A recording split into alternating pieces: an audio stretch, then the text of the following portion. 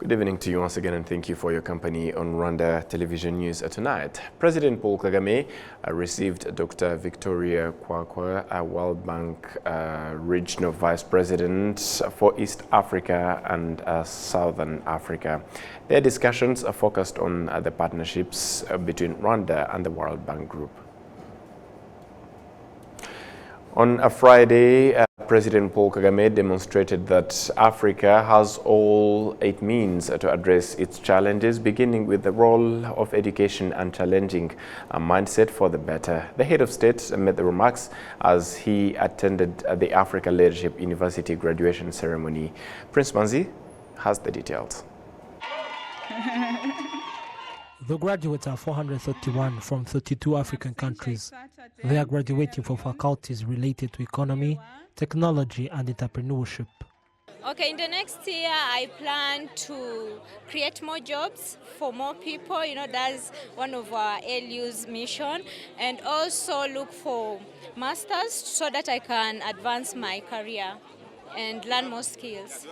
Currently I just presented my capstone project that is focusing on smallholder farmers to help farmers gain access to buyers of their products. Statistics from the African Leadership University demonstrates that 75% of students are employed 6 months after graduation. Fred Swanica, the founder and vice chancellor of African Leadership University, urged the graduates to put to advantage the skills they gained at the university and do hard things. And this is a reminder that every young person here in this room is privileged. They are amongst the 8% of African young people in their same age who actually get education beyond secondary school. And they're amongst the less than 4% who actually get a graduate, to actually get a degree on this continent. And they're less than the 0.1% of the people. It is a reminder that when we are healthy, we are alive, we're educated, we have networks, and we have privilege. The only way we can justify that privilege is by doing hard things, by solving the problems of society, serving others, like we remind you to pursue a mission around one of the grand challenges of Africa, or the great opportunities. The African Leadership University on Friday has honored President Paul Kagame with an award of merit for exemplary entrepreneurial leadership witnessed in Vision 2020 and Vision 2050. President Paul Kagame demonstrates that success is never a result of individual effort, but rather a good support system, hence urging graduates that the African continent has all the means to address its challenges, beginning with how we educate children and change their mindsets. We need to take responsibility for what belongs to us and have a sense of urgency in doing so. It all begins with how we teach our children and shape their mindsets and a sense of ownership for Africa's future. ALU is a trailblazer because it has invested in building a new generation of critical thinkers and innovators here on our continent. Graduates, the baton is now in your hands. Run with it as fast as you can until you cross the finish line.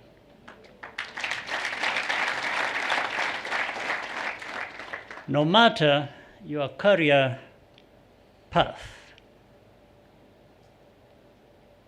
the journey will be long and full of unexpected twists and turns. My advice to you is not to let life's obstacles change who you are or cause you to give up. Never give up. Be kind and always treat others with respect the way you wish them to treat you. Here in Rwanda, we had to learn the hard way. There was no case study for how to recover from genocide. We had to take matters into our own hands. The results did not come immediately, and in fact, they never do. For those of you who aspire to become entrepreneurs, this is something to remember. We kept trying, and we found solutions that worked for our country. This is the fourth graduation ceremony of the African Leadership University, and apart from the Rwanda campus, the university also has the campus in Mauritius. Prince Manzi, RwandaTV News. Thank you, Prince. On Friday, President Paul Kagame participated in the 23rd Extraordinary Summit of the East African Community Heads of State. The President of South Sudan, Salva Kiir, who is also the chair of the East African Community, chaired the virtual summit. On the agenda included the appointment of the new East African Community Secretary General Veronica Mweni Nduva, who replaced Dr. Peter Mathuki. President Paul Kagame welcomed the newly appointed Secretary General and thanked the outgoing one, Dr. Peter Mathuki, for the great work done. The heads of state concluded that foreign ministers of the member states would soon meet to discuss on speeding up the development projects of the East African community. Moving ahead to what are made out of stories. The Central Bank of Rwanda celebrated its 60th anniversary, highlighting its significant contributions to the country's growth over the past 30 years. During this period, the World Bank played a vital role in building sustainability and resilience of the financial sector, as well as in transforming the lives of the people. Adam Squizera with the details. The journey of the Central Bank of Rwanda began in April 1964. When it was established to replace the colonial-era bank known as Banque des Missions Rwanda-Burundi, which served both Rwanda and Burundi under Belgian rule. The National Bank of Rwanda and Beira was tasked with the goal of ensuring the stable value of the Rwandan franc currency at the time. However, 30 years after the genocide against Tutsi, the National Bank of Rwanda has demonstrated integrity and self-reliance through its commitment to ensuring resilience and understanding its goals to build stability of the financial sector. The governor of the Central Bank of Rwanda, John Gwangonga, pointed out that this evolution has led to significant financial stability over the past decades. This evolution has led our focus to extend beyond price and financial sector stability. Today, the bank plays a pivotal role in supporting financial inclusion, financial sector development, climate change mitigation efforts, and MLCFT initiatives. This expanded role perfectly embodies the theme of today's conference, the evolving role of central banks.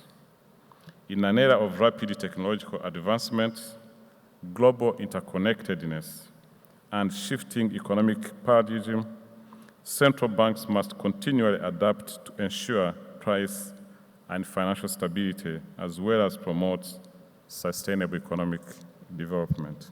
The economic expert, Dr. Donald Kaberuka, noted that there are important lessons to be learned by many of the African countries in order to free themselves from the cycle of aid. Lessons were learned, the right things were done, and again, the way you manage the global financial crisis, all these different issues, shows that you are doing a very good job. My appeal is simply the one I did mention. Going forward for the African countries, my hope is that one day we can break the cycle of aid and debt. Without breaking it, it would be just like Pakistan. I'm not going to mention my friend Ghana. So we need to figure out this. What is it that makes it possible for us to break that cycle? That is a real direction to macro stability in our countries. So we need to have leadership in our banks, in our treasuries, partners, thinking about that issue. What kind of institutions? What kind of policies? I don't know if it's a baby, you or one of your colleagues with whom I was discussing, just we need to think about this. As the financial sector developed and economic fundamentals changed, where it was found that the growth reflected in a 21-fold increase in the financial assets from 500 billion in 2006 to 10.5 trillion in 2023. Between 2006 and 2020, the bank supported the government initiatives and it was able to maintain inflation at an average of 5.9%, even in the midst of the 2008 global financial crisis. Abebe Selassie, the International Monetary Fund Director for Africa, identified fintech as one of the areas that should be prioritized on the African continent, which currently lagging behind. In most African countries, financial deepening remains a major challenge. For one, access to banking services remains far from universal, even with the advent of fintech, for which the region has been doing rather well in recent years. And beyond basic banking services, financial intermediation still has a long way to go. So the issue of fostering financial sector development tends to very much be in the bailiwick of central banks.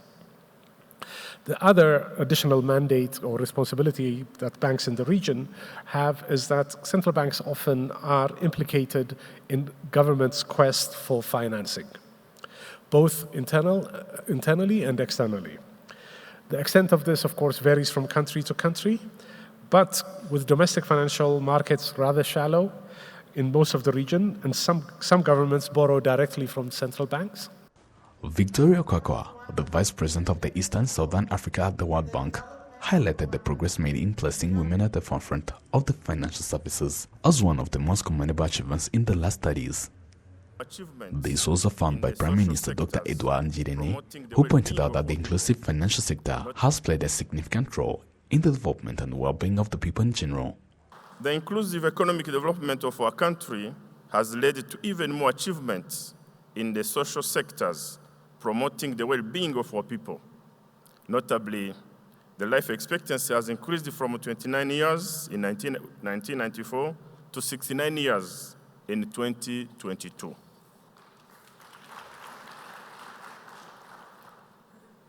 We all recognize that this development would not have been possible without effective coordination of our monetary policies and the regulation of our financial system in general.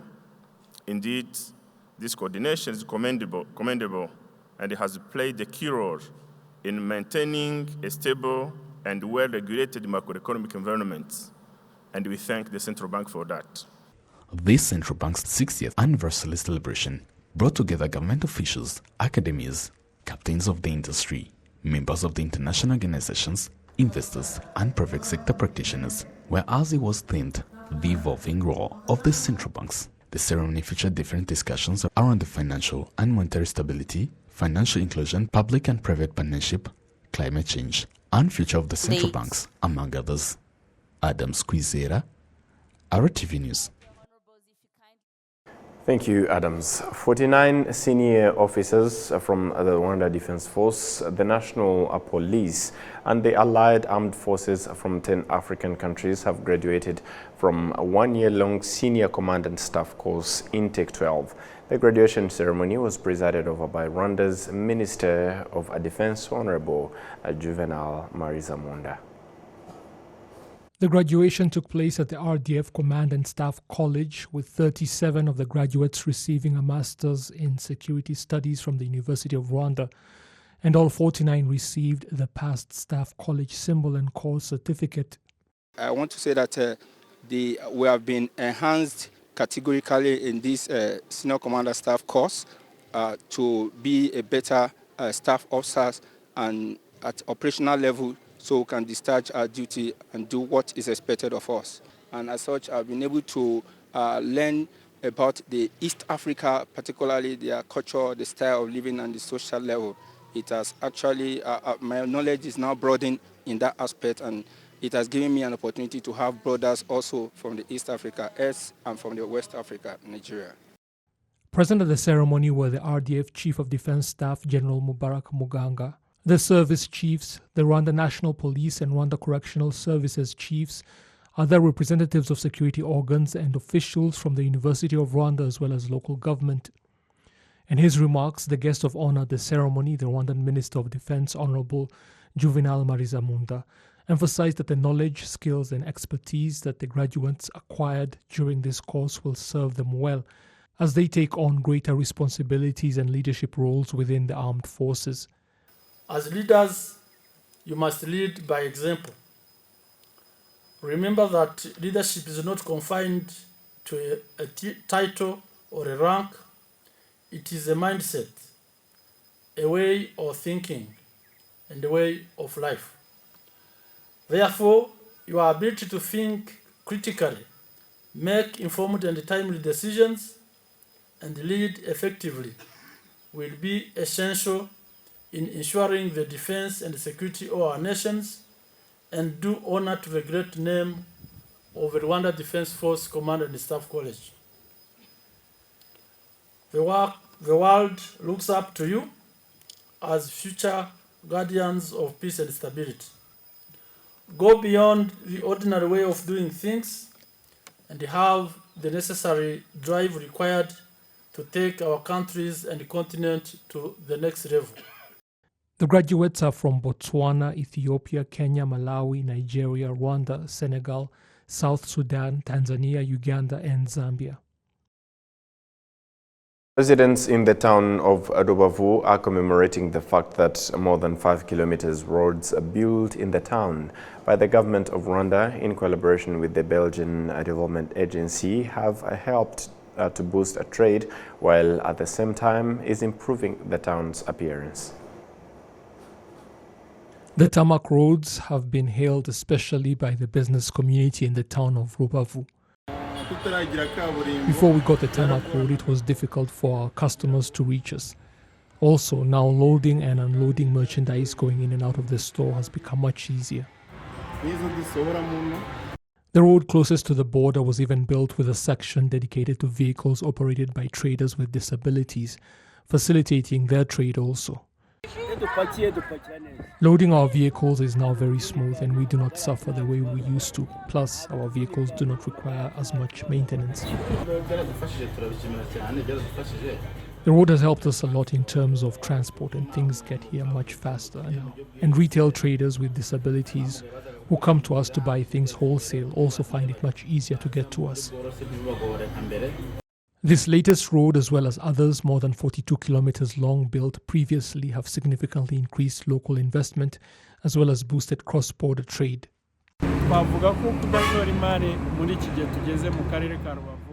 Investment in Rubavu at this time is a very popular venture, most especially because of all of the infrastructure development.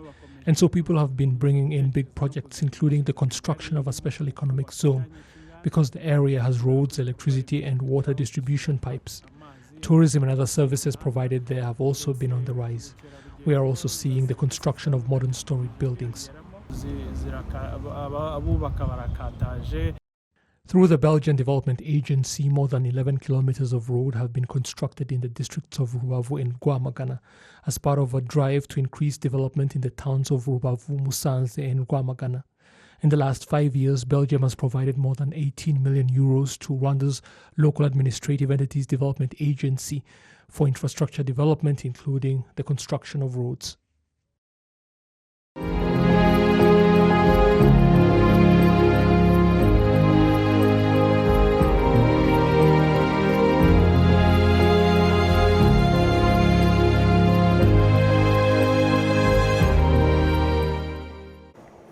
Top officials in the Western Province have announced that they are working with other institutions to allocate the bodies of former government employees of what used to be communes and prefectures that were later merged from what is currently that province. The former employees were killed during the 1994 genocide against the Tutsi, and all of their bodies are yet to be found.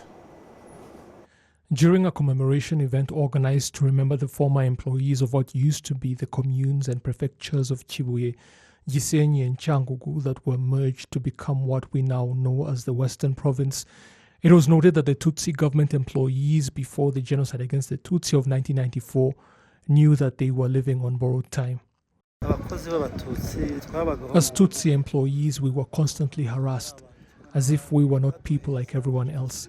We were never given promotions, and when the genocide came, things became terrible.